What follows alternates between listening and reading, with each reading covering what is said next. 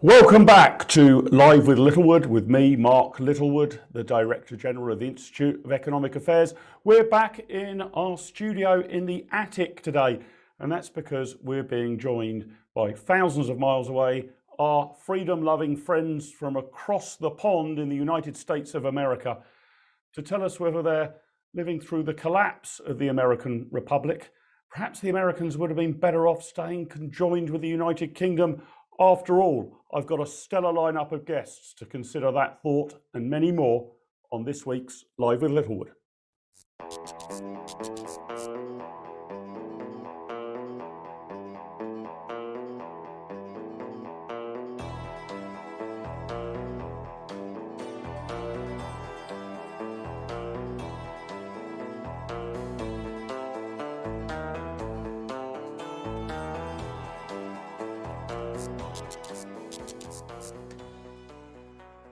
Welcome, kaboom, kapow. As I said, we're back in the free market attic here at the IEA. And although much of the world's attention has been looking east to what's happening with Russia and Ukraine, today we're taking the opportunity to look west across the pond and asking what the heck is going on in the United States of America. We'll be able to wrap all that up, find all the free market solutions, give you all of the diagnosis, all of the necessary surgery, given the great stellar lineup of guests I've got coming up over the next hour. Later in the show, I'll be joined by Brooke Medina from the John Locke Foundation in North Carolina to discuss the American economy and whether Joe Biden's economic strategy is working. Indeed, what is his economic strategy? I'll be asking Greg Brooks from the Better Cities what the long-term impact of COVID will be for America's great metropolises. And my good friend Sarah Elliott from the Hamilton Society and Republicans Overseas UK, she'll be discussing what the tea leaves tell us about likely shifts in power at the midterm elections and beyond. And last but by no means least, I'll be joined by author and host of the podcast Beltway Banthas, Stephen Kent. And I'm going to be asking him whether the force really is with Disney or whether we ought to be a bit more worried about woke companies in the United States of America. All of that coming up later on the show. But first up, delighted to be joined by my good friend Guy Bentley, Director of Consumer Freedoms at the Reason Foundation. Guy, great to have you with us. Welcome to the show, my friend.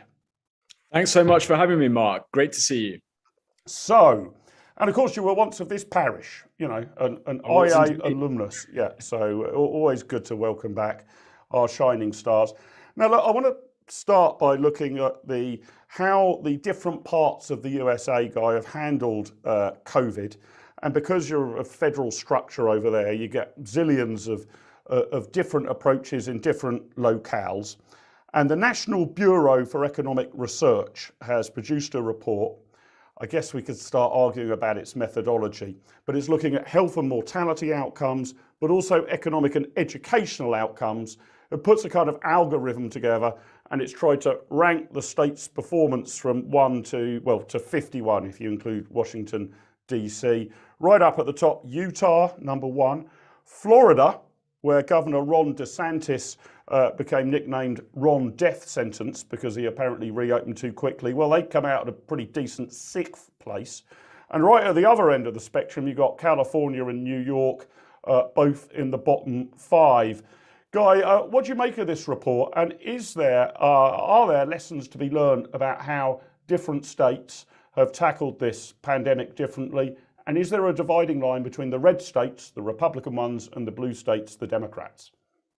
Yeah, great question, Mark. I think there are things to be learned from this report. I mean, it should be said that, you know, given the authors of this report are all very pro-free market people, so this is quite a favorable report to economic freedom, and also the weighting methodology used in terms of weighting education, the economy, and deaths from COVID, or indeed excess mortality, weighting them fairly equally, and then trying to give an overall ranking. I think it's a good idea to try and do this kind of report to try and gauge the net cost of what policies were across the states.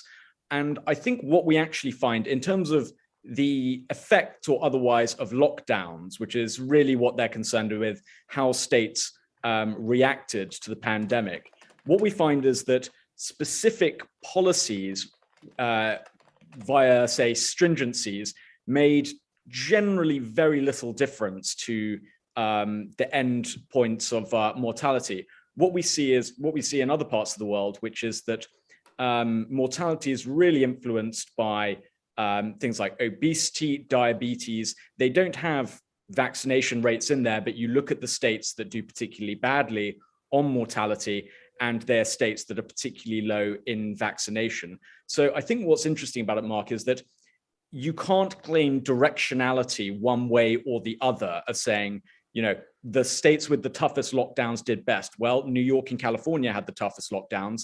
And I think overall on net, you know, accounting for the economy, educational outcomes for kids, everything, they did far worse. But also very free states, you know, or relatively free, like Mississippi, did very badly. So I think, you know, it tells us a lot in what it doesn't tell us, in that if lockdowns or the policies pursued in different US states had a great effect in preventing death and disease, we should be seeing that much more clearly in the numbers. But also, what we do see is that states that took a more perhaps liberal approach did have better economic outcomes, better outcomes for kids. And this takes the whole pandemic. This they were analyzing up until March 2022, when things like vaccines are really your choice. That's not the governor's. The governors couldn't mandate you to get a vaccine or not. So even in this might be underestimating how well some of the freer states did, because of course it's not the governor's fault if you take a vaccine or not. No, sure. So, I mean, this is the problem, isn't there? We've got vast amounts of data, not necessarily huge amounts of information yet. And then it depends a bit on how you design the sausage machine. You know, how do you balance the impact on unemployment against potential mortality spikes? And of course, the states are incredibly different, right? I mean, you would expect the virus to be more of a problem, I guess, in densely populated areas, for example, than in rural areas where social distancing is part and parcel of your daily life. So, Guy, do you think we're actually ever going to get to something where we can draw, I mean, this is only one report, there'll be thousands of others, but where we can draw some firm conclusions? Because as you say, this one seems to indicate that the scale of lockdowns had pretty minimal effect in terms of controlling mortality rates, and overall might have been net negative. Are we actually going to see more reports like this and reach that sort of conclusion, or are we always going to be in the something must be done part of the world whenever a problem afflicts us?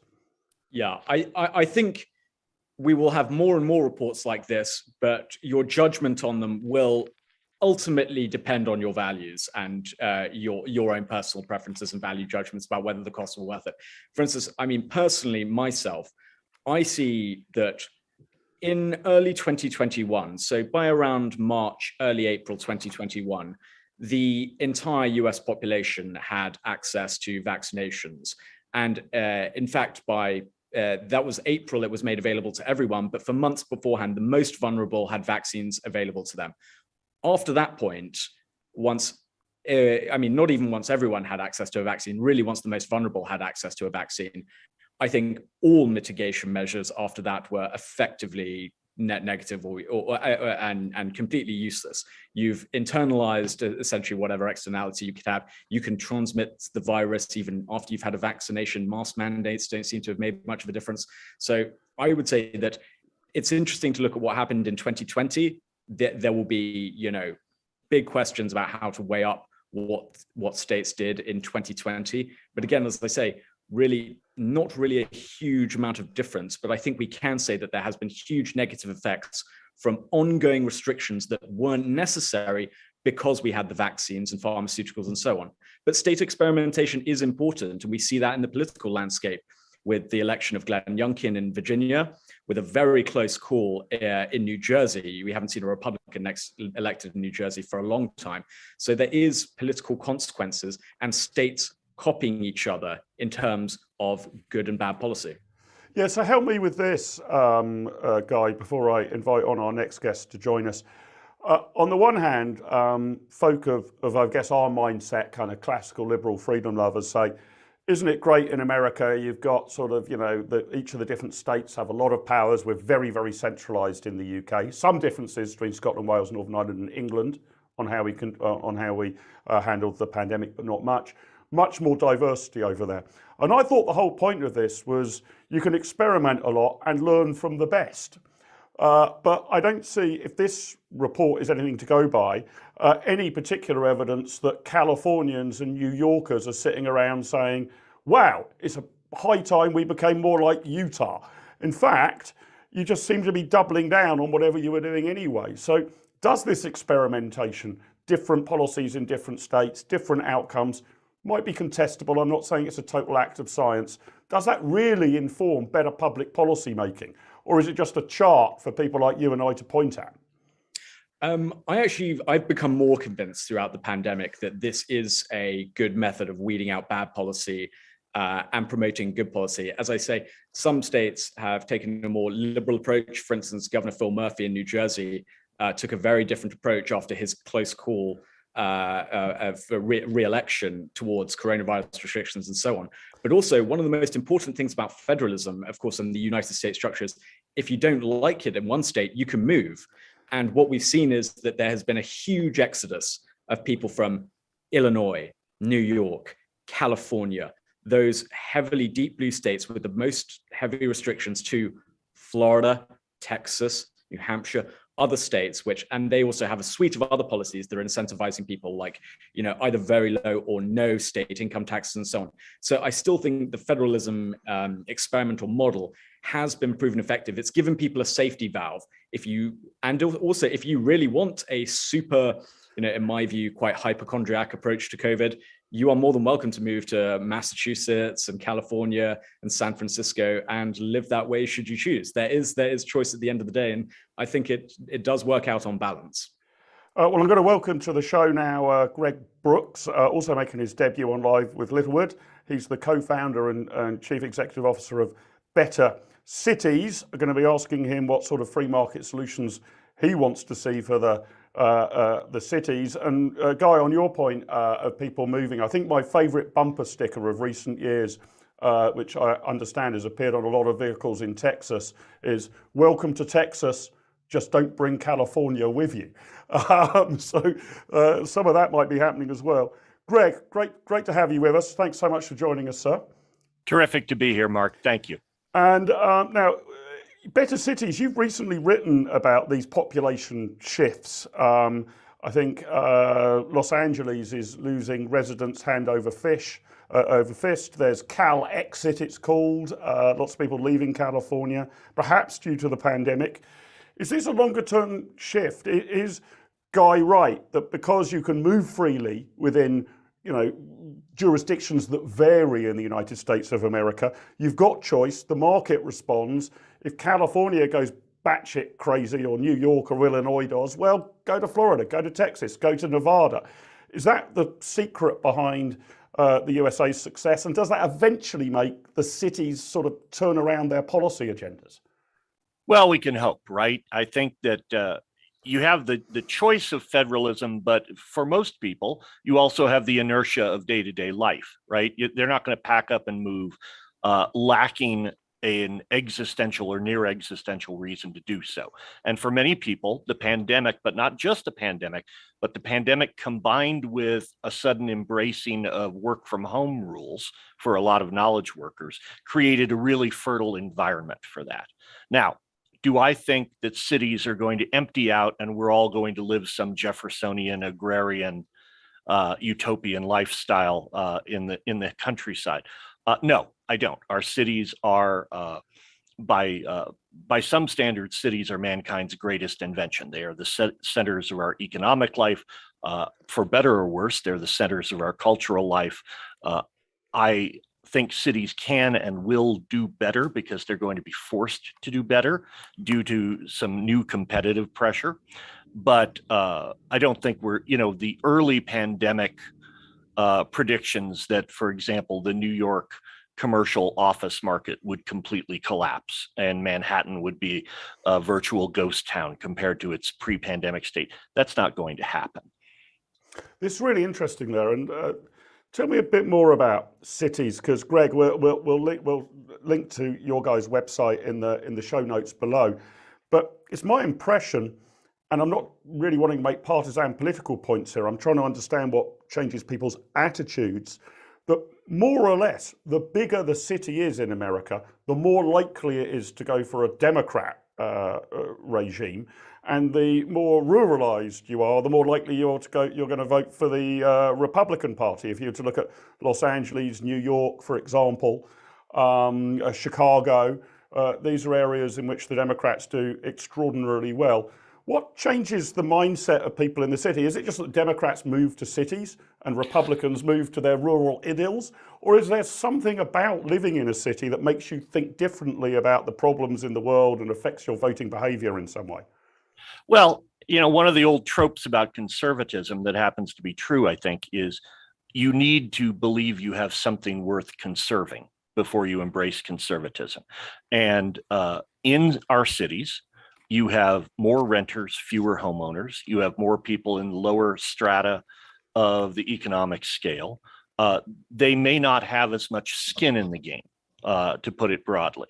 And that doesn't mean that they all sort of are aggregated into this Borg-like democratic machine. It may look like that outside at times, but often it's just a matter of the economic opportunities and the renting opportunities and for more upper class workers, the cultural opportunities that younger people really put a high value on these days. They're in the cities. Once you get a patch of dirt that you own, your priorities change. Much like for many of us when we got our first job and saw the taxes come out of our paycheck for the first time, there was a priority change.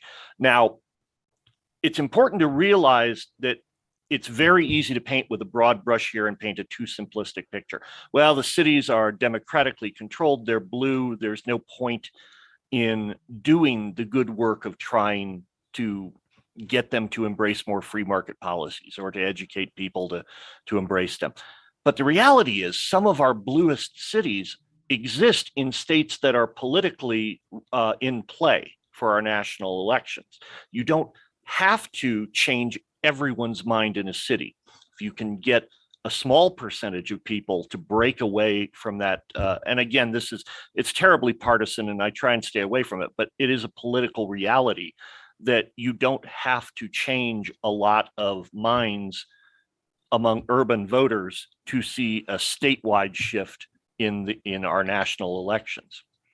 That's really interesting. Guy, let me come back to you. Help me with this conundrum, right? My basic theory is, okay, it's quite a weird theory, but bear with me. If a Martian landed on planet Earth, and a Martian with an interest in psephology and the electoral politics of the West, their starting point would probably be, I bet London, New York, and Los Angeles, three of the richest, most vibrant cities in the world, are voting for low tax, low regulation, get the government off your back, keep more of your money, encourage entrepreneurialism. That would be what the Martian would think, right?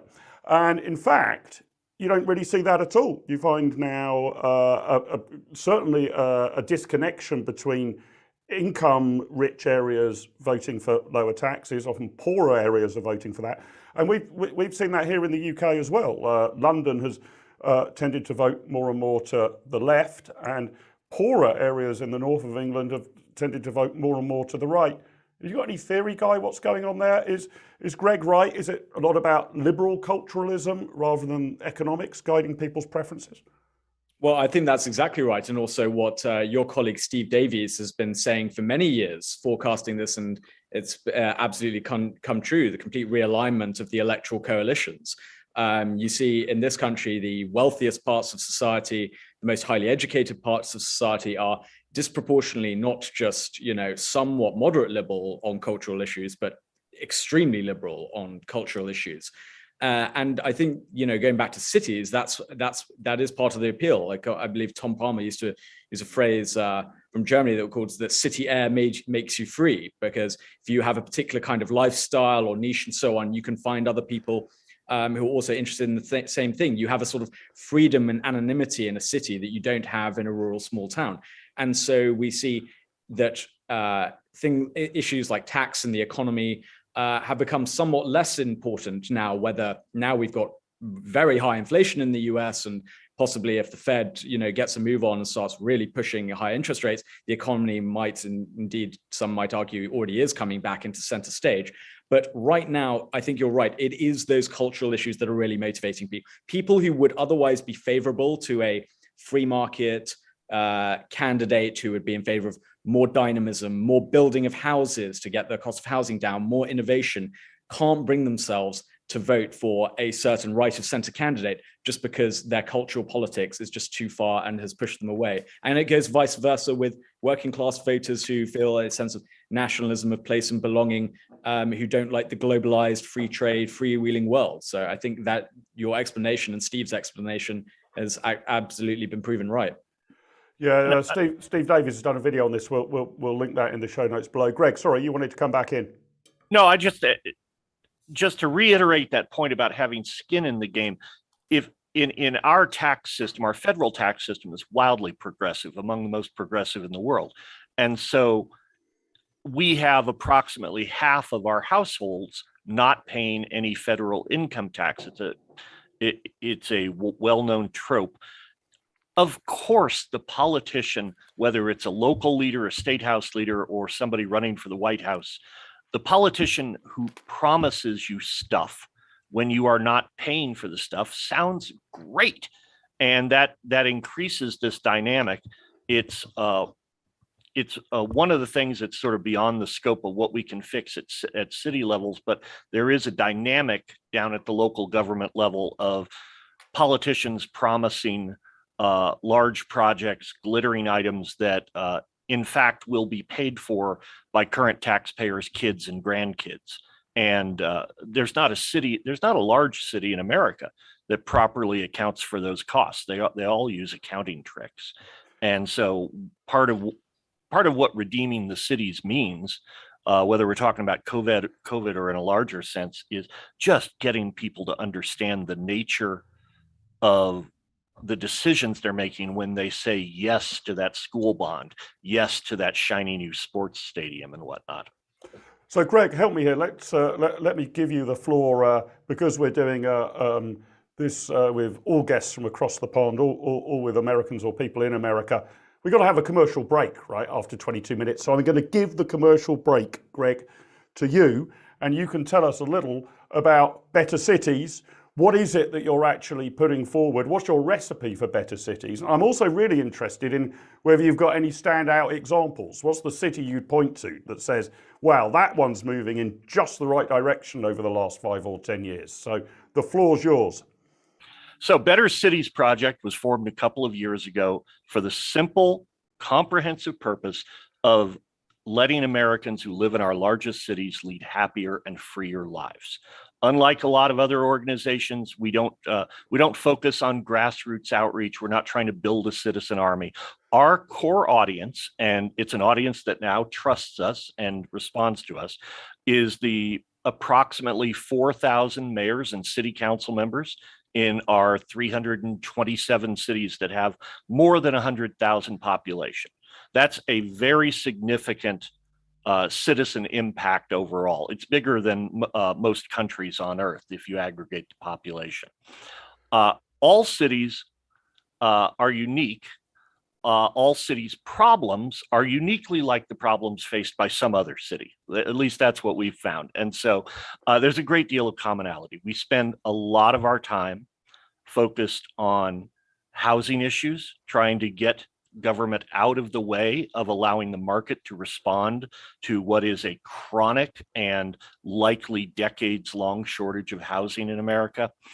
We also try to show cities practical real-world solutions to things like how to be a better environment to incubate businesses. How did Seattle initially attract the small business that became the large business that became the global behemoths that are their .coms? And it turns out there are learnings on those. There are some things that have nothing to do with policy. In America, if you are a city in a Sunbelt state that has no income tax, guess what? You're going to rank very well on those best places to do business rankings, whether or not you have indeed a good environment to do business or not.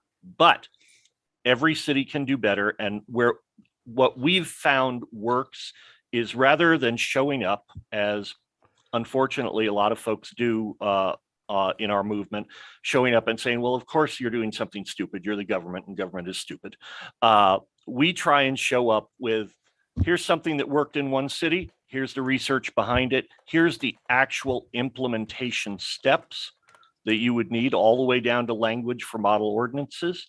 And we'll hold your hand the whole way to get it done. So what was the magic in Seattle then? I mean, I guess that's held up as, in America as a very, very liberal, progressive city, but wow, it's been successful. What was the recipe that managed to get from incubation to these colossal companies, running So I'll the paint whole with a economy? broad brush here, but generally what cities do is cities worry about how do I get what incentives do I need to throw into the pot to get the next Walmart to come to town or the next Walmart headquarters. And instead, and it's a longer game and it's harder to sell to taxpayers at voting time, what you should be doing is figuring out, how do I get the next Sam Walton to start his small business in my town? You cannot effectively pick winners and losers at scale. All you can do is provide fertile ground and let the market then pick the winners and losers. Your job is just to allow as many of those experiments to happen on your community's soil as possible. Guy, do you have a kind of standout example that either you personally or the Reason Foundation celebrate as a state or a city or an area that's been going in the right direction with the right policies?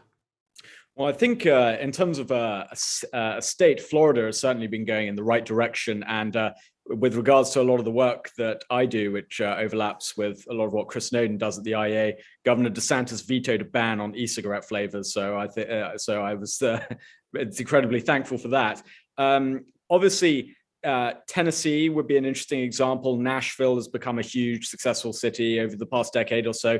Austin, Texas is still booming. It was even doing very well several years ago.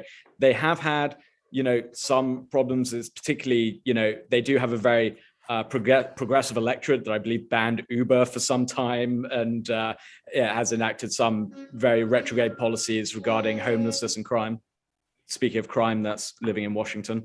But so there are examples throughout the US of cities, and especially mid-level cities, not the major behemoths that we're familiar with, that are starting to rise up and challenge and making themselves more appealing for people to move to. So you don't have, if you want to be successful, you don't have to just move to San Francisco, LA, or New York.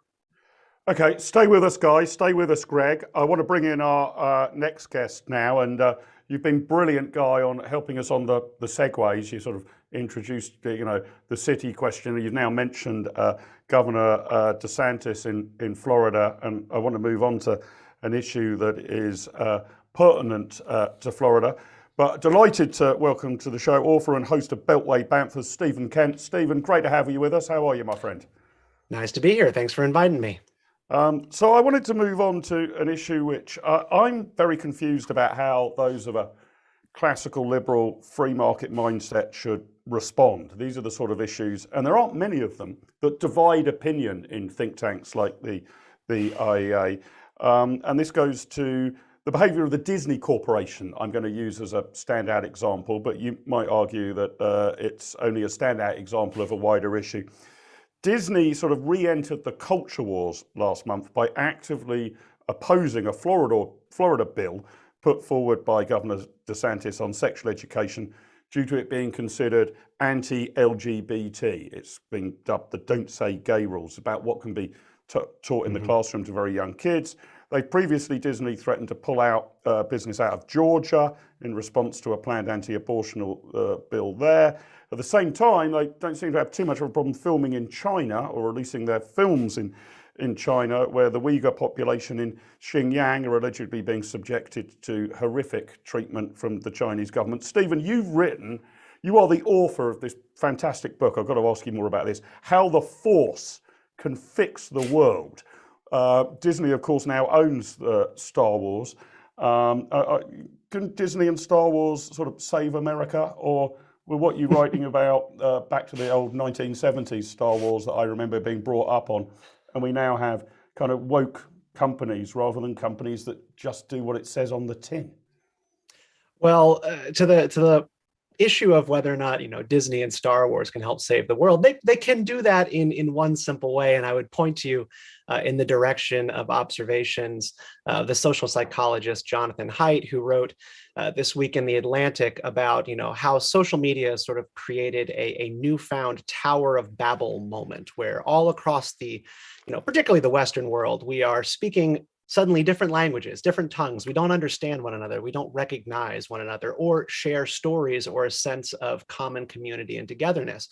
And successful democracies have a couple of common ingredients that can be studied across time. And that is that those societies have sturdy institutions. They have a sense of social capital, meaning like real life social networks.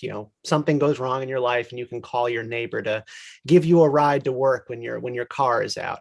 And you also have shared stories, and shared stories can take the sense of shared history, right? What we're learning in history classes when we go to school, which is part of the debate going on in Florida outside of LGBTQIA identification stuff. And then there's also pop culture. That's where Star Wars comes in. It's like Star Wars, the Marvel stories, these kind of offer us these taller than life, larger than life figures that we can sort of base a modern mythology around so that we understand good and evil across our society and we can all talk about it with a common vernacular. Mm-hmm. So that's kind of the premise of how the Force can fix the world, is that Star Wars as a modern myth is healthy for our society to share and love together. But what we have, like you mentioned, is a problem of corporate, intellectual, or ideological capture. And those stories are under threat from being culturally unifying in the future. That's really interesting. Greg, what's your take on this? How companies behave in the public domain? And the reason that I said I'm kind of conflicted upon it is, I guess the Disney Corporation or any other can take any view they want.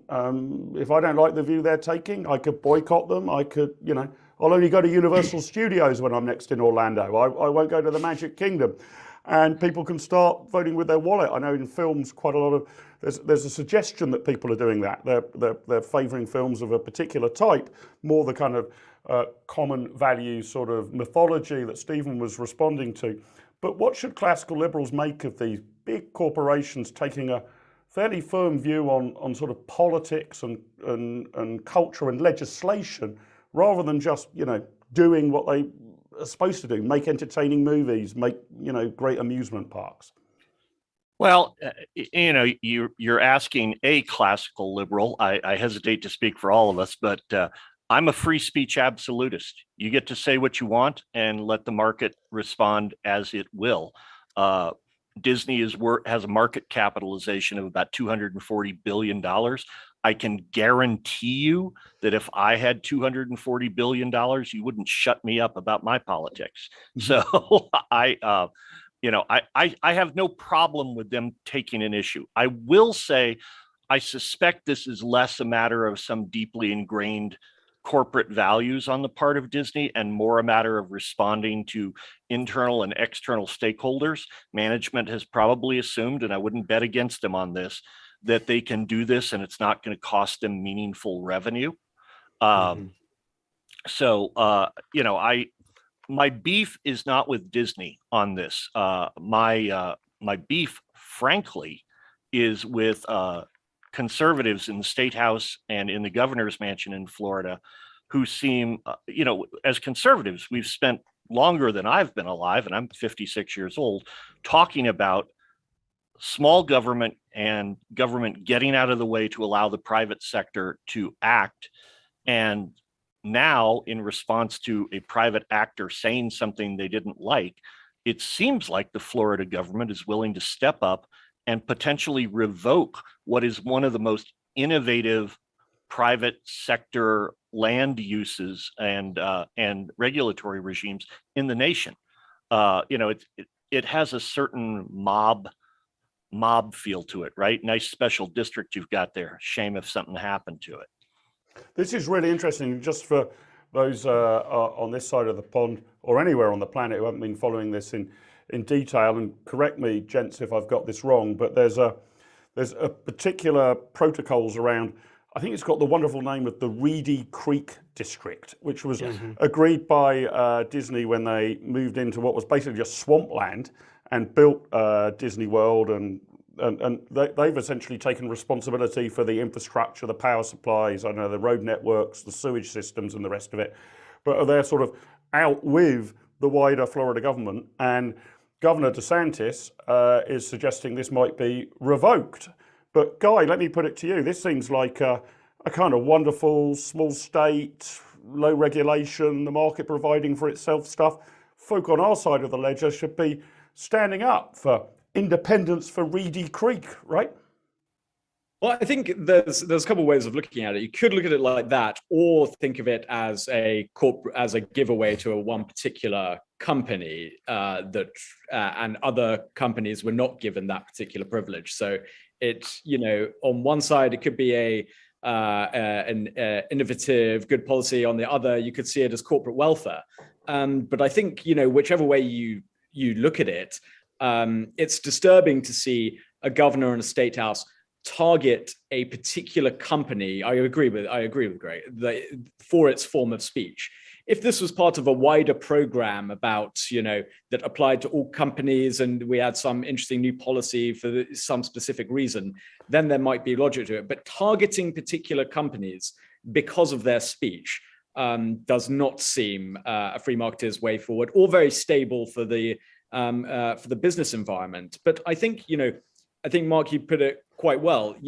If people want to speak out against corporates being too woke or whatever, I've got no problem with that. I mean, free marketeers, should be, in their personal lives, free to criticize whoever they want. But as a matter of government policy, targeting speech you disagree with particular government treatment is not a great idea, especially when the folks you don't like take control of the legislature and so on, and target those who you might be thinking are just doing a great job.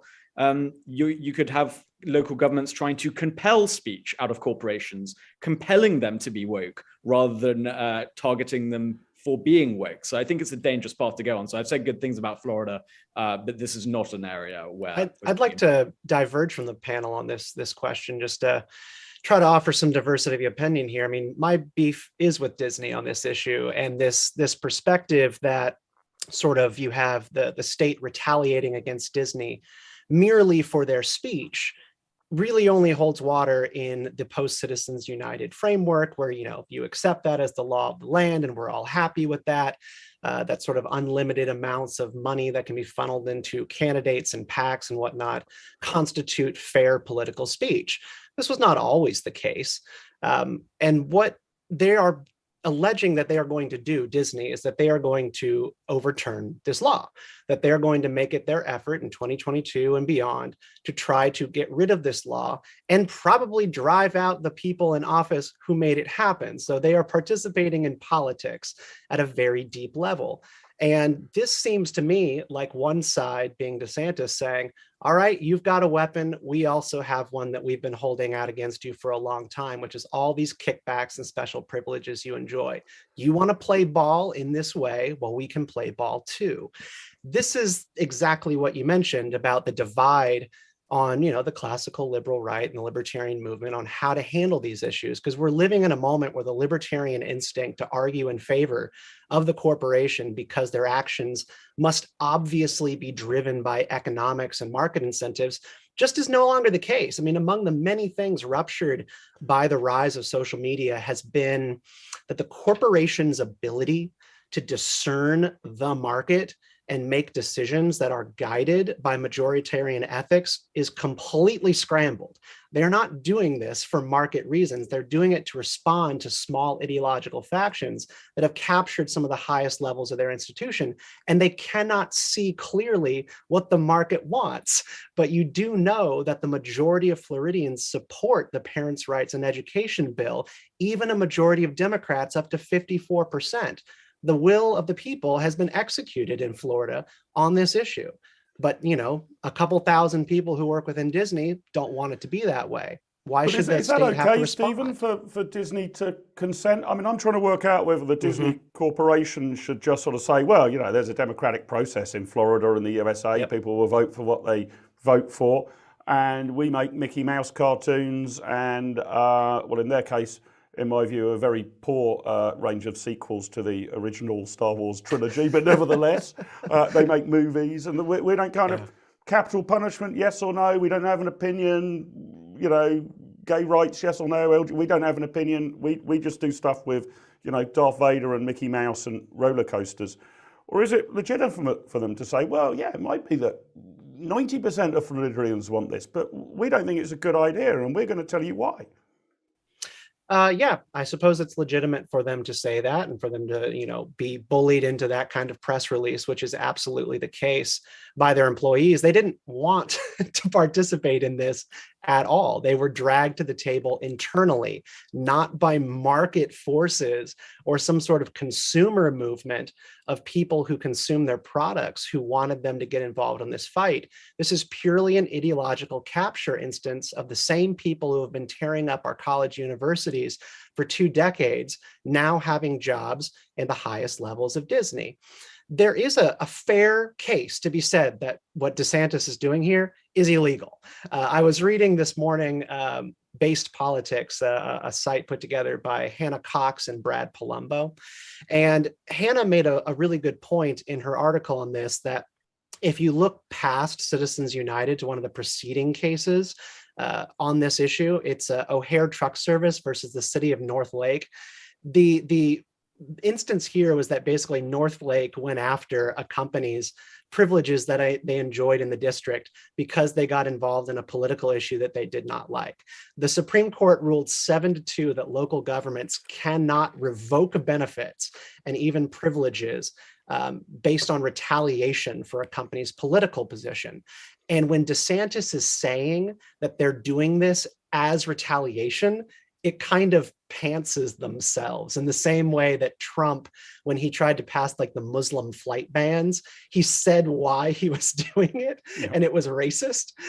And that pretty much made the courts able to look at it and go, oh, you're not acting in good faith here. Like, you're not trying to protect national security. You're trying to pass a racist law. And so I think that's kind of where they might be going afoul here, is saying exactly that this is retaliatory action. Greg and Stephen, stay with us. Guy, thanks for being my guests from the top of the show. Lovely to see you. Come back to the motherland soon, right? We miss you over here. We haven't got enough freedom fighters. Absolutely on our side will, Mark. Can't wait. Thanks so much for having me. Take care, everyone. Been great having you. I'm going to introduce our next guest. As I say, Greg and Stephen, stay with us. Warm welcome to the show. Another debutante to Brooke Medina of the John Locke Foundation. And we're going to consider, hey Brooke, great to have you with us. Thanks for joining us. Welcome. Good evening here. Good afternoon where you are. I want to touch on another issue about corporate America. And this is Twitter and Elon Musk. That's been probably bigger news over this side of the pond than the Disney Corporation. The attempted buyout of Twitter by Musk has become a huge battleground in wars around free speech. Musk has called for Twitter to become a home of free speech. Greg, a bit like you, I think he says he's a free speech absolutist, as Elon Musk. He's the largest individual shareholder with 9% of all shares, but after a bit of toing and froing, he didn't sit on the board. He's refused that seat and announced his intention to buy the entire company, bidding a cool $43 billion to do so. Brooke, welcome. You've written asking whether Musk could be the savior of social media. Why would an Elon Musk buyout be a positive for Twitter and social media networks?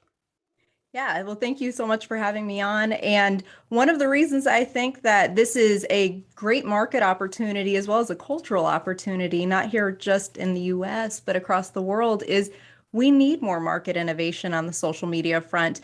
Most of us will refer to Twitter as a dumpster fire. And so an opportunity to reform and to re-examine some of the terms of service and the content moderation policies is welcome. However, I would diverge with Elon Musk, though, when he speaks about content moderation policies undermining democracy. I don't think that's how this works. I do think that in this ubiquity of social media landscape, certainly the dynamics of speech and free expression have evolved, and we have had to grapple with a lot of the challenges that come with democratized speech. But I would say that it is not an undermining of democracy. What would be an undermining of democracy on this front would more or less be the government intervening and over-regulating on the social media front. So I do think Elon Musk has an opportunity here, but my hope would be that he uses it to innovate and provide more of what consumers actually want, which is better content, less pettiness on the content moderation front, and just some engaging content. But he also will have to grapple with the fact that there is content that Twitter and Facebook and YouTube, they have to moderate away from, because some people don't want to see gratuitous violence all the time. So they're going to have to moderate those things out. But finding that happy medium is going to be an immense challenge, but I think it's also an immense opportunity, and he's got the money to do it. But Brooke, help me here. I'm on Twitter. I kind of hate myself for it. I find it kind of addictive, but unbelievably self-destructive. I like nicotine and I like beer as well. And I'm kind of similarly addicted to Twitter and social media. But I don't really get what the problem is to fix. What's his great plan? To allow you to have 150 characters rather than 140 characters? I quite like Twitter as a broadcasting platform. I can tell people our show's on now, or if you missed it, watch it, catch up on it. But I get in fights on Twitter. I don't understand why Elon Musk is suddenly going to make this an arena for intelligent debate, or how. I don't understand how his plan differs from that of the incumbent board. Help me with that. Well, Mark, I think the remedy is to have an edit button. And I really think that's the only reason that Elon needs to buy Twitter, is to be able to edit our tweets. But aside from that, I do believe that there is a sense of, not even just a sense, there is a visceral grievance that many on the right have voiced and experienced because they do believe that their voices are being crowded out in this space. And so whether it is real or whether it is perceived, I would argue in many instances it is more perceived than actually real, although I do think there are some cases, such as with Babylon Bee, there are some legitimate concerns that have arisen. But I think that at the end of the day, what we do really need is to figure out how this digital landscape looks in the policy world, and how we can ensure and craft wise policy that enables free expression, but that also protects the private property rights of businesses, wherein they are able to conduct their business as they see fit. I run digital properties for the John Locke Foundation. I don't want the government intervening and telling me what I have to provide and host on this platform. And I would imagine many churches, nonprofits, as well as other businesses don't desire that either. Yeah, I'm just waiting for the day with our online safety bill, which is presently piloting its way through Parliament here, when some government regulator comes and tells me who I'm allowed to invite onto Live with Littlewood on YouTube, right? I mean, we're getting close to that. Greg, let me come back to you. Again, this is one where I'm betwixt and between. Yeah, I want freedom of speech. But to Brooke's point, you could argue that there's now a sort of just a diversity of supply, right? So I guess in the States, if you're left-leaning, you might choose MSNBC as your news provider. If you're right-leaning, you might choose Fox News. Here in the UK, if you're right-leaning, you might take the Daily Telegraph as your newspaper. Left-leaning, you might take the Guardian. Isn't social media just maturing into that sort of landscape? Some platforms will have rules that ban former President Trump. Others might have rules that make sure that former President Trump's pronouncements appear front and center on the front page morning, noon and night, and, may the best guy or gal win. Is that the view that we should take of it, Craig? I don't share the view that's very popular among millennials and Gen Z, particularly those who work in tech, that social media has become so ubiquitous that it's some flavor of a basic human right. I don't subscribe to that at all. And frankly, if Twitter becomes a basic human right, I may opt out of being human. But what I do think is Twitter doesn't owe anybody anything except its shareholders. And the key here, if Musk does manage to seize control of the company, the key to the sorts of changes that people on the right perhaps hope he would do wouldn't necessarily be that Elon Musk is so special. It would be that I assume the company would be private, and it would be held under a single shareholder. Management has a duty to its shareholders and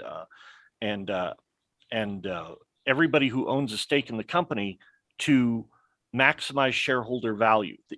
As long as the company's publicly traded, I mean, I would argue even if it's privately held, if it's held by more than two people, you're going to get into disagreements about how much we need to moderate content, what we need to do to mitigate risk. I think that as much as we would like on the right to create this story of it being all about a bunch of liberal people at Twitter wanting to eliminate those on the right from the public square, a significant part of this is probably just risk mitigation and doesn't really change. In fact, Mark Andreessen, who's one of the most notable VCs in Silicon Valley, has said he foresees more and more organizations in the tech stack, all the way down to your local ISP, eventually adopting these sorts of content moderation policies solely because it's too risky not to. Stephen, what's your take on this? Are we getting, are all companies, all media platforms, social media and mainstream media, is politics just now everywhere, and we should live with the diversity of that? And if, I'm sure Greg's right, there's a kind of nervous gold plating of rules by companies. If the rules say X, you're going to do X squared to make sure that you're on the right side of the rule. But, I want to put the case that we should be relaxed here as people who like markets. Things can emerge. Barriers to entry are lower than they've ever been, right? That's why this show exists. It would have been utterly impossible for the IA to conceive of it 15, 20 years ago. Now it's just the cost is me, my guys in the next room, and 3 bottles of beer. Yeah, I mean, I definitely gravitate towards the be relaxed position. I am attracted to the view that we should not behave in such a way that we treat Twitter and Facebook and Instagram and the likes, same company, I guess, as sort of inevitable kings of the future, that there's never going to be anything else and that their place is cemented. Someone might actually create a product that is better. But it is also the case that what goes on in Twitter, it's sort of a tail wagging the dog situation for the entire way that our country talks and speaks to one another, and what ends up in the news, and then what ends up in the news ends up what everybody's discussing when they go to work at the water cooler. Like, Twitter is where news producers live and create their shows based off of stuff that happens there. There's a strong case to be made that Twitter does need to be more liberalized in terms of speech and what goes on there than is already the case. It's not government's role, but if Elon Musk wants to do that, absolutely, go for it. The issue is not that people can't have discussions, like you said. I mean, we already all have great debates on Twitter, but every one of us on this call will be lying to ourselves if we put out there that there are things that we want to say that we've not been afraid to say before, right? If you put out on Twitter too loudly and draw attention to yourself that a trans female swimmer is not a woman, you are at risk of finding yourself under suspension. We also need to be considering the fact that their rules of moderation are not enforced evenly. They are enforced in an activist manner. The biggest story that sort of consumes the conservative imagination today is Twitter taking moves to suppress the New York Post story on Hunter Biden's laptop, which has now been validated by all the established media, that there was a there. But they took it upon themselves to involve themselves in what I would call electioneering in the final days of a campaign for president and suppress a damaging story about President Biden's family. That's not good. That is not good at all. And I do think that we need to think about this in a more nuanced fashion than, oh, it's their right to do so, private company. it is a little bit more messy than that. Interesting. Greg, final thought from you, Greg, before I let you go. Brooke and Stephen, stay with us. Yeah, I guess I can see that. And but again, on this side of the pond, I would say we have, at least intellectually, a thriving set of newspapers of various different opinions. But they definitely tackle it from that sort of angle. There is no doubt that the Guardian newspaper wants the Labour Party to win the next election, and the Daily Telegraph wants the Conservative Party to win the next election. And I think everybody knows that. You'd read their coverage through that lens, but therefore things that are bad news for the Conservatives or scandals for the Conservatives are of more interest to the Guardian. Things that are bad news for the left are of more interest to the Telegraph. Let 1,000 flowers bloom, Greg, or do we need to look at social media a little differently?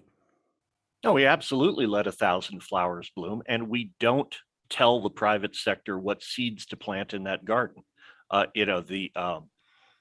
The dynamic that you just described in the British press was the dynamic in the American press for most of its existence. This chimera of objectivity that the major media were chasing during the mid part of the 20th century onwards is a relatively new development. The solution for being informed is not going to lie in any one publication or one platform.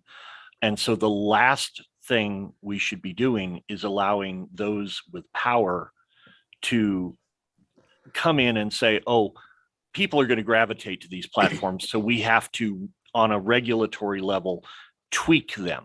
You will never win that race. The best possible, I hate to put it in the laps of citizens, but that's normally where and readers, but that's where the power lies. If you want to fix Twitter, the best way to fix Twitter is go read something other than Twitter alongside Twitter. You've solved your problem. You've solved it for yourself, not for Twitter overall. But I'm not sure that anytime you aggregate billions of people together, you're going to effectively be able to moderate for, whatever nuanced discussion you're looking for. Greg, it's been a pleasure having you with us. Thanks so much for joining us, sir. Look forward to welcoming you back to the show soon. Brooke and Stephen, stay with us. I'm going to welcome our final guest onto the show, my good friend Sarah Elliott, chair of the Hamilton Society and spokeswoman for Republican Overseas UK. Just so you guys know, Sarah will know this on this side of the pond, but Stephen and Brooke, the online safety bill here that's going through Parliament wants a regulator to look at social media platforms and to regulate and insist that we remove content which is, quote, legal but harmful. Yeah. That is going to be in the hands of a regulator. I mean, how you measure what that is, not, on the right side of the criminal law, on the right side of civil law, you can sue people for what they say on Twitter, but nevertheless harmful in the, that is one hell of a wide-ranging problem. Sarah, welcome. Thanks for your patience. Lovely to have you with us. It's great to be here. Sarah, look, what are your thoughts? I want to finish up in a minute by talking about the wider economy in America. But look, as you'll know, as an American, married to a very good friend of mine, and now living on the better side of the pond. What happens in the States? Okay, it's generalization alert. We tend to catch it 10 or 15 years later, right? I mean, trends often translate to this side of the pond. Is that happening with wokery, Sarah? Oh, yes. But I've always thought it the opposite, because you all are much more, your Labor Party has always been much more Marxist, much more socialist. You're closer to the heart of Marxism in Europe. But you've infected Americans, in my opinion, particularly at the Ivy League level. And then they filter down into, the bright brains of America, who then end up on corporate boards and running governments and running for office. And then again, it's from the top down telling us how we should talk and what we should think, and etc. You should become a Hollywood executive producer, blaming everything on the English, right? That's the principal plot of most Hollywood movies. That's where the big bad guy is. You'll fit in right in California. I don't know what you're doing in London. Yeah. Listen, guys, I want to finish on what the heck's going on with your economy. And Brooke, let me start with you. Inflation seems to be a huge problem in the United States, running at, I think, 8.5% for the 12 months ending March 2022. That's the highest in over 4 decades. The government is showing no signs of doing anything other than printing money and pumping it into the economy. 1.9 trillion US dollars of government money pumped into the economy for COVID recovery, another 1.2 trillion for infrastructure. And President Biden wanted to spend 3.5 trillion on Build Back Better.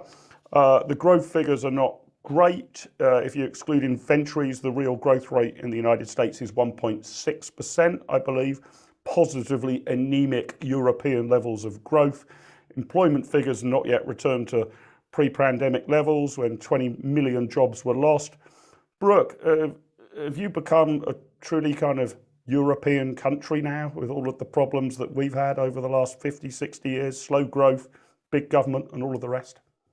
Well, it's certainly something that many Americans are experiencing for the first time ever in their lifetime, is this sort of inflation. We haven't seen it since the early 80s. And it's unfortunate. This is a tax on Americans. Inflation is a form of taxation. And there is the story that the Biden administration tells about inflation. And then there is the reality that Americans are living at the gas pump, at the grocery stores, when they're trying to pay for housing. And it's so unfortunate. And beyond that, it's irresponsible. It has been reckless spending from DC, and they have no appetite to actually restrain their spending. Lots and lots of promises, a lot of finger wagging at Russia. Putin's inflation is what Biden has been referring to this as, even though we've seen this trajectory over the past 12 months. And so it's unfortunate because the everyday American, particularly those who are still not in the labor market yet, or their earnings are not keeping up with inflation, they're the ones that are suffering. And so I'm not sure when this is going to let up, but the midterms are right around the corner. And that is the Biden administration is so far trying to change their tune. But what's the actual reality on the ground? There are some critical battleground states that will help determine the balance of power in Congress. And so I would imagine many Democrats are starting to feel the heat and get concerned about what's ahead in November. Stephen, let me come to you. You said in your opening remarks that folk need to, or it's helpful if people sort of share, common stories, common heroes and the rest of it. One of the great things that Star Wars did. Let me tell you why your country's letting me down badly. Because what I have previously had was that folk of my ideological disposition could always point over to the United States of America and say, well, explain why they're richer, explain why they're growing faster, explain why they've got more big businesses that have been born out of small enterprises. It might not be everything's perfect in America, but they've got some part of the recipe right. I'm not sure I've really got that argument on my side anymore. It seems that you're making many of the same mistakes that big state, high spend, one more heave by government will sort of get us over the line that we've been making in Western Europe. And therefore you're kind of slowing down to Western European. You're a Western European social democracy, basically, aren't you? It's starting to look that way, and large swaths of American voters are starting to feel that kind of skepticism and despair, and that is translating into what is not going to just be a hiccup for Democrats in our midterm elections, but it really is looking to be an all-out blowout from Republican pollsters. Like myself, I work at a firm called Echelon Insights, where we work on these issues every single day to our colleagues on the left. Everybody's just trying to figure out if it's going to be, a 10-point or a 12-point loss. It's not going to be good. Largely, American voters are united in one sense, and that's that they do look at Joe Biden's policies, by and large, to be the cause of economic turmoil, inflation, rising gas prices. Our latest poll on this showed that Combined Republicans, Democrats, and independents, 42% blame Joe Biden's policies. 37 blame Vladimir Putin and his invasion of Ukraine. When you actually then look into the partisan splits, of course, 75% or more Republicans view it as Joe Biden's fault, but only 58% of Democrats view it as Vladimir Putin's. So the message that Joe Biden is putting out there, it doesn't pass the sniff test with a lot of people. We can see for ourselves what's going on, and it's mismanagement at the highest levels. Sarah, is there going to be a kind of swing back in the States? You're supposed to be not just the land of the free, but the home of the brave. How much freedom and bravery is going to be shown by your fellow American citizens in rejecting the path to stagnation and bigger governments and huge handouts and slow, stagnant growth? Are you going to be able to rediscover the glorious free spirit of your founding fathers, or is that long since gone?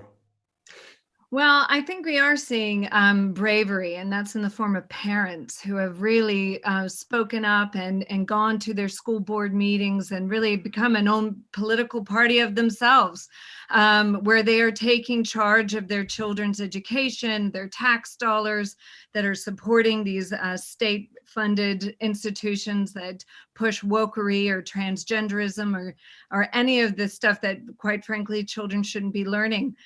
So I'm actually reassured by seeing the revolt of parents. And we saw it in the election of the governor of Virginia, Youngkin, who came out, and it was all about local issues. It was all about education. And education is an area where Democrats tend to dominate in polling and support. And they're turning away from the Democratic Party on education because parents don't have control. You know, Terry McAuliffe, the Democrat, was saying, no, parents shouldn't have a say in your children's education. Well, that's insane.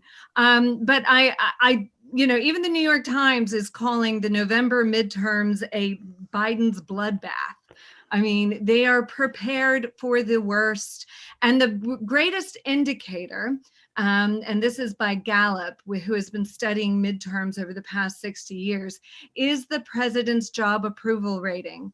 So if the president's job approval rating is 50% or higher, you will lose a few seats because whoever is in power in the White House, and it's different than in Congress, usually voters like to see a different party in Congress. So you'll lose a few seats. However, if your approval rating is below 50%, and Joe Biden's is roughly around 40% right now, you will see a loss of 35 seats or more. So we're looking at least 35 seats being lost in the House. The Senate is a little bit more dicey. There are 35 seats up in the Senate, 21 of which Republicans are defending, 14 Democrats. The Republicans just need to get one extra seat in there to get a simple majority in the Senate and control it. And it looks like the House is definitely going to turn Republican. There are only a few seats behind in the House. So yeah, it's a red wave coming. And I think that's the best sign, actually, that there's hope for America and that these policies are not working and that we don't want to be stagnant any longer. Brooke, let me come back to things. Sorry, Stephen, quick word, then I'll come back to Brooke. Stephen, yeah, just, everybody likes to be winning. And I think that's one of the built-in problems. I'm just going to say of American politics. I don't follow UK politics too closely to say, but, people don't like to look on the news and feel like their country is losing left and right. And ever since Joe Biden ordered the withdrawal or followed through on the withdrawal of our presence from Afghanistan, which went very badly in execution, he's not been able to get a breath of air between bad news cycles, whether it be inflation, the resurgence of COVID, and then Vladimir Putin invading his neighboring country. It stinks because I highly support the withdrawal of Afghanistan, but it was always going to be messy. And it's just Americans don't respond well to things not going right. We need leaders who will tell us the truth sometimes, which is that they cannot fix everything. And if they don't tell you that they can fix all problems, then you're not going to be disappointed when things are actually impossible to piece together sometimes. I favor good managers who handle chaos well, not people who pretend to be magicians who are going to pull out tricks and make the world a perfect place. Brooke, let me come back to you, because we've got a very simple constitutional structure here in the UK, right? It's very, very easy to explain. No point in doing a PhD about it. We have a monarch appointed by God. We have a House of Lords appointed by the monarchy. And then we have a House of Commons that's elected every 4 or 5 years. And that typically, not always, but typically produces a majority for one party or another. And the party leader becomes Prime Minister. Now, what that allows in the United Kingdom, for good or bad, is that you can get quite radical change, right? If you win a British UK general election from whatever political perspective, you can implement your agenda. Margaret Thatcher won in 1979, not by a colossal landslide. I think she had a majority of about 30 or so in 1979. Complete contrast to the government we had in place just the day beforehand. You in the USA just have these protracted arguments about who's being appointed to the Supreme Court, which then has a kind of 40-year half-life. You've got the Senate, you've got Congress, you've got the White House. They're typically all in balance, which you might sort of say, means that no side can decisively win. But I guess a kind of cynical Brit would say it also means you could never get anything done. Or are we about to see all four in the next few years switch to the red side, which for our British viewers, very confusing in America. Two nations, divided by the same language. Red in America is the right-wing party and blue the left-wing party. It's completely the opposite everywhere else in the world, as far as I know. But it's always in balance, isn't it, Brooke? So big change is really difficult to bring about. It is, and that's by design. And I would say that that's a very good thing here in the United States because of our federalist structure. And that means that a lot of change can be affected at the state level, which is where I'm working at the state level think tank. And that's really where, when Sarah was mentioning the Virginia election, parents were a critical voting bloc, and they were able to affect change, put in a pro-school choice governor. And the hope is that they will begin to see reforms on that front as the governor is incentivized to work with the Virginia legislature. And honestly, the Congress, our Congress's approval ratings are so dismal that they probably make Joe Biden look like a hero if you're just looking at some of those numbers. And so things are unhealthy right now in Congress and at the federal level. And it's not that that's desirous, but it was by design designed to move a lot more slowly. And the change and the innovation is supposed to happen at the state level. But I think that COVID and just the variants within the states, which you addressed earlier on in the program, that really highlighted to Americans the distinctions between good policy and bad policy at the state level and how critical that was to their quality of lives. And so I think that going forward, voters are going to be more likely to work down the ballot a little bit more than just voting for president and vice president and members of Congress. And to me, that's an encouraging change. Sarah made some great points about why we're hopeful for the future in the United States. I don't know if the red wave would be sustained. And honestly, I don't know if that would be a good thing. We're seeing a rise of populism on the right as well as the left. And so what does a healthy functioning democracy or republic look like here in the United States? And I would say that is empowering the states to be able to really affect change for their constituents. Sarah, that's a fair point, isn't it? But I want to ask each of you, I've got another criticism for my good freedom-loving friends across the pond, which you guys aren't cynical enough about politics and politicians, right? So, Sarah, you were sort of saying, well, if the president's approval rating's at 50% or something, I'm just looking at some of the latest polls. I don't know if they're from Stephen's company or not. Biden's at what we would call -10 approval rating, those approving of him full 10% short of those disapproving. These are stratospheric numbers for any British politician. Boris Johnson would rip your arm off for these numbers right now. -20% for the British Prime Minister is probably about the average. You're too reverent to your politicians, aren't you, Sarah? What? I mean, an unpopular Prime Minister here would have a negative rating of -30, -40, something like that. I don't know, maybe it's the American dream and our optimism, and we don't always see the glass half full. I mean, I speak to a lot of Brits over here, and you know, pubs or taxi, whatever, and they just feel like they don't even need to show up because nothing happens. And so there's an antipathy here that in America, we kind of feel like if we roll up our sleeves and we get to work, we get stuff done. And I know that when I first arrived and I got an out of office reply that said they were on vacation or on holiday for 3 weeks, I was like, what? Who goes on holiday for 3 weeks, Mark? I think maybe the Brits should pick up a little bit of the American work ethic and just take control of their own government, you know? It's 7:15 p.m. here in London. I'm already claiming overtime for hosting the show, and I'm taking tomorrow morning off. Stephen, help me with this. You mentioned you're a pollster as well. The numbers, look, okay, you know, different strokes for different folks, but Joe Biden's opinion poll rating being -10 strikes me as sort of indifference rather than hostility. Yeah, no, I totally take your point on varying levels of patience between Americans and Brits for their leaders. One thing that I was looking at that I thought was pretty interesting was that for Joe Biden's most recent approval ratings, he experienced a 9-point drop in all Americans under or over the age of 50.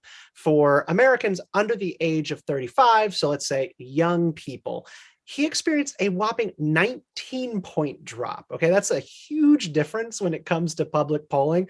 Young people just dropped him immediately over how things have been going lately.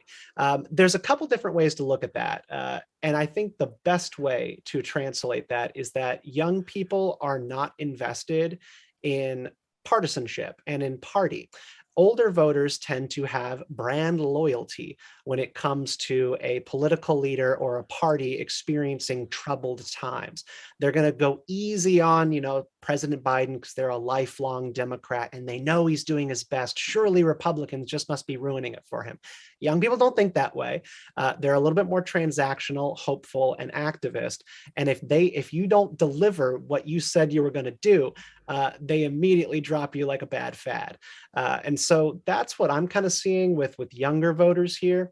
They have a lot of hope about the American dream. They really believe that they can make the world a better place, but they have to be the ones who are in charge themselves, which that's sort of the lifelong paradox of politics. Everything will be fine as long as I get the ring of power. But we need to wean ourselves off of the idea that getting the ring of power is going to help save the world. You got to cast it back into the fire. And there are not many politicians brave enough to run on that kind of message. We've been having lots of discussions here in the UK about whether what we're experiencing at the moment is some sort of throwback to the 1970s, generally considered not to have been a very good decade economically with a lot of turmoil. That was, I think, the last time that the United States of America had 3 different presidents in an 8-year span. If Joe Biden doesn't run or isn't re-elected, you will also have a 3rd president after just 8 years, although it may be the return of the previous president, I guess.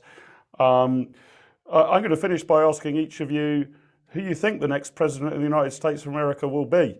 The midterms, too easy for you pundits and pollsters. Those are only 6 months away. Let's look forward to 2024. Who do you think the next president will be? And with your prediction, and make your prediction with your head, and then tell me in your heart whether you think that will be a good thing. Sarah, let me start with you. Okay, well, okay. Can I give 2 answers? Is that okay, or is that cheating? That's called hedging your bets. That's called hedging my bets. Okay, all right. You're a gambler. I'm gonna play it your way. I'm gonna bet that Ron DeSantis is president in 2024. And I think that is a good thing for the country because he's been a strong executive during COVID, respecting civil liberties and also giving parental rights, or just allowing parents to be parents. I think that's a good thing. So I'm putting my bet there. My caveat is according to polling right now, it would be Donald Trump as the winner in 2024. Okay, so you've kind of picked 2. I'm going to go to Brooke now. I bet she'll pick 3 or 4 or 8 or something. But who would be your prediction, and how hopeful would you be, Brooke, if that prediction came to pass? So yeah, Sarah set the precedent. So I feel like I can pick a lot of people here. But no, I do think based on the polling, so what my head is telling me is that Donald Trump is still very much at the fore of many registered Republicans. But when it comes to unaffiliated voters, which are on a market rise all across the US, he doesn't have that sort of stranglehold, but unaffiliated voters in general trend right. So I would say whoever it is, it will probably be a Republican candidate. I don't foresee Joe Biden winning another term. But when the unaffiliated voters enter into the mix of Republican dynamics and how they're going to choose during the primaries, I would say that a DeSantis would do well and perform well. So my head tells me right now, stats, Trump's in the lead, but DeSantis definitely has room for growth and advancement. Well, there you go. There's Sarah and Brooke's predictions. But Stephen, you're a pollster, so you don't need to give us a prediction. You can tell us the actual facts of who's going to win. Isn't that your profession? I know pollsters always say it's a snapshot, not a prediction. But Yeah. do you agree or differ with Sarah and Brooke on the prediction? And would it be good or bad if your present favourite does actually get over the line? So the Donald Trump question looms large. The thing about, past presidents of a party, and particularly Donald Trump, who still enjoys a huge reservoir of support with registered Republicans, basically we don't know what's going to happen with a Republican candidate until we know what he does. He's casting a shadow over the field right now, just a wet blanket on people's desire to step forward and say they are running, because the first person who declares that they are running is going to be his immediate enemy. And Donald Trump will then go, this person stepped out of line and betrayed me and betrayed all of you by challenging me for the throne. Like, that's essentially what we're looking at here. Look, my head tells me that Donald Trump cannot resist declaring that he's going to run for president again. It would fly in the face of everything we know about this man, and that he is going to run and that he will probably win. I think he's going to scoot back into the White House, barring some kind of outside event like legal trouble where he doesn't declare, in which case Ron DeSantis will rise to the top and will become president. But in both cases, it will be a Republican. Sarah, Brooke, Stephen, thank you for your thoughts. Never a dull moment on the other side of the pond, and I'm sure that will be trebly true if the previous president becomes the next president. Been lovely, Sarah, Brooke and Stephen, to have you with us. My thanks too to Guy and Greg, who joined us earlier in the show. Thanks for watching. Do hit the like button if you've enjoyed the show. Actually, just hit the like button anyway, even if you haven't enjoyed the show. And if you're not yet a subscriber to the IA London YouTube channel, please hit that subscribe button just below me here and the notification bell. That will keep you up to date with everything that's being pumped out by IA London. If in these difficult times you've got a few cents or a few pennies spare that you can help us keep the lights on here and keep the studio running, please do consider becoming an IA online patron. We'll put the details in the chat and in the show notes below. And my thanks to our top tier patrons, Donald Blaney, Costa Manis, James Burns, Mark Edwards, Philip Ozuv, Richard Leader, Robert Appleby and Timothy Worrell. We really appreciate your support. Stay safe, stay free, everybody. Over and out.